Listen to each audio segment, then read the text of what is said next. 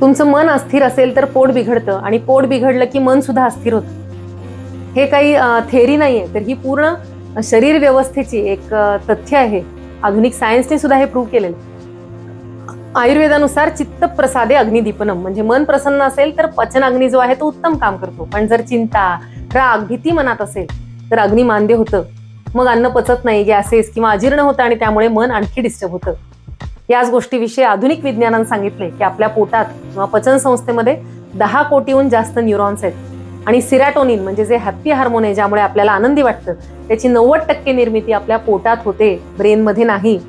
म्हणून जर गट बॅक्टेरिया किंवा तुमची पचन संस्था संतुलित असेल तर तुमचा मूड चांगला राहतो आणि उलट. मन शांत असलं तर पचन सुधारतं आणि पचन चांगलं असेल तर मन शांत राहतं. आता तुमच्यासाठी एक 7 डेज चॅलेंज. रात्री सूर्यास्ताच्या जवळपास जेवण घेणं, सकाळी 20 मिनिटं योग्य व्यायाम आणि 10 मिनिटं प्राणायाम करणं, जेवताना मोबाईल किंवा स्क्रीन दूर ठेवणं आणि फक्त अन्नावर लक्ष केंद्रित करणं. फक्त 7च दिवस हे केलं तरी तुमचं पोट छान वाटेल, पचन चांगलं होईल, मन अजून शांत होईल. कारण मनाचा रस्ता पोटातून जातो. म्हणून हे चॅलेंज करून बघा. All the best.